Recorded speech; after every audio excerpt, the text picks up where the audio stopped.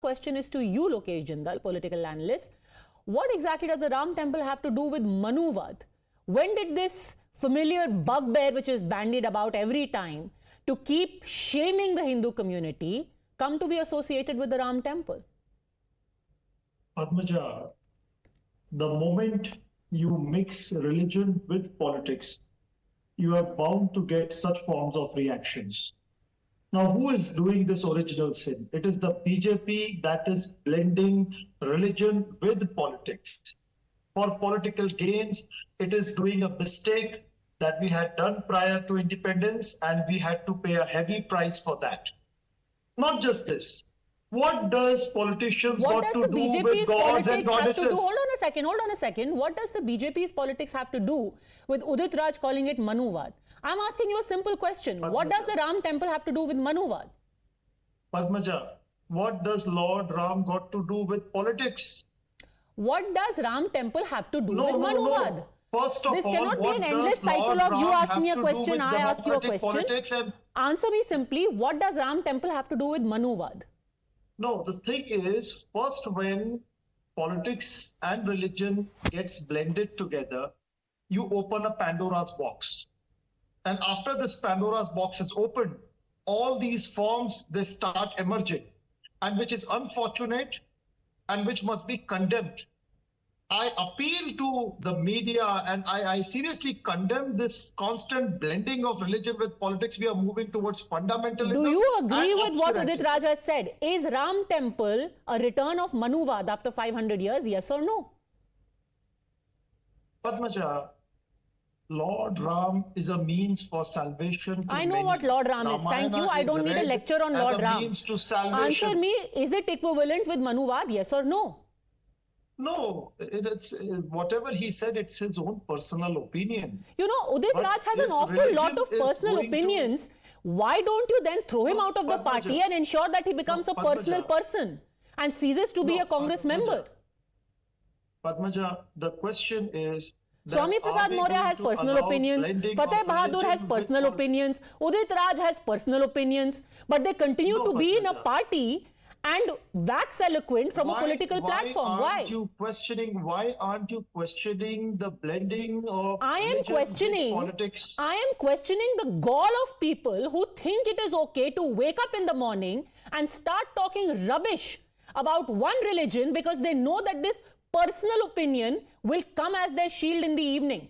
Nobody cares for his personal opinion. He can write his personal opinions in his diary and keep it under his pillow. Absolutely. But Padmaja, tell me one thing. Aren't we supposed to keep religion out of politics? Sir, religion came to be inextricably connected with politics. The day religion came inextricably to be related to politics, the day that the entire division of India happened on religious lines. And let's not go back to that, but it is foolish to sit in 2024 and say, aren't we supposed to keep religion away from politics? Let's not even get started to what was done to our country in the name of religion. 1948. No, listen to me. Somnath temple was Let's not go back. Let's not go back. I think we've all seen a very sad, bloody history because of people who mix religion with politics. So let's talk about 2024. If these are his personal opinions, what will it take for him to say to be thrown out? None of these people get thrown out. Padmaja, and all of them use your platform to talk ill day in and day out. We have to accept that we cannot allow religion to enter into politics and turn this country into another Pakistan. Let's get it straight. The manner in which we are playing with religion and politics, we are causing some form of a complete distortion in the idea of India. We are repeating the mistake that was done by Pakistan. I'm sorry, what is the reference to Pakistan? What does Ram temple have to do with changing India into a Hindu Pakistan? Because the only difference, listen, Padmaja. India and Pakistan, they share the same history, same culture, but the difference only was Pakistan was a state based upon a religion and India became a secular state. The moment you get rid of the secular idea of India, what does the temple have to do with secularism or Pakistan? Another Pakistan. No, what does the Ram temple have to do with India becoming Pakistan? when you're going to have all laws, all constitutional aspects coming out of religion gaining supremacy over social, political, economic life.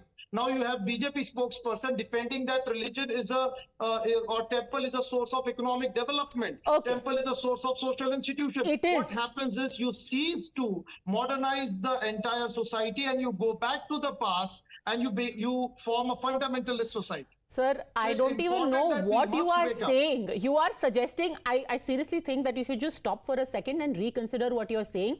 What you have said in the last 1 minute essentially says that we cease to be modern, we become fundamental only because people are looking forward to a temple. You don't have to be fundamentalist or non-modern just because you're looking forward to a temple. But I again want to bring it back to Udit Raj and Manuvaad. Tuhin Sinha, the line of reasoning is, it's his personal opinion. Why are you chipkowing it onto the Congress? This is not their official line.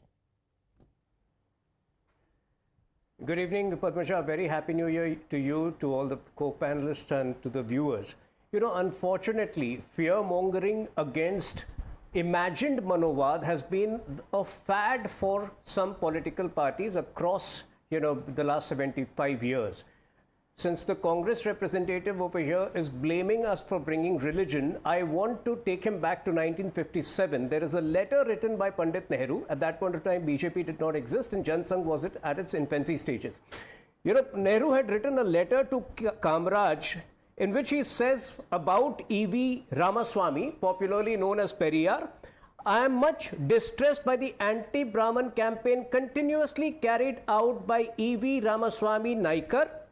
What he says can only be said by a criminal or a lunatic. He further goes on to say, I suggest therefore to you that there should be no delay in dealing with this matter. Let him be put in a lunatic asylum and his perverted mind treated there. This was a letter written by the then Prime Minister Pandit Nehru on 5th November 1957. It is a shame that the present day Congress party subscribes to the same, mindset of manufacturing hatred against imagined Manuvad. Such is the decline, such is the decimation of the Congress party that it has gone against its own ethos or against its, imagined ethos which used to exist in 1957. Now, since the RJD representative is also here. No, we'll come to RJD in just a second. Let's settle this. You are going against your settled ethos. Let Lokesh Jindal respond to you. We'll come to the RJD in just a second. Yes, Lokesh Jindal, respond. First of all, Tuhin Sinha, this is not the official stand of Indian National Congress. Congress as a political party has condemned blending of religion with politics. Nowhere has it come out from official Congress handle or you do not have any resolution passed by the Congress party. So stop, this blame game and stop branding Congress with these forms of gimmicks. Secondly, when you are reading what Jawaharlal Nehru said, you yourself are contradicting your point. It clearly shows that Jawaharlal Nehru was never the way you are portraying him. He was never against a particular caste. He was never against a particular religion. All he wanted was peace, amity, and peaceful coexistence. That's what I've been stressing for. Okay. So the idea is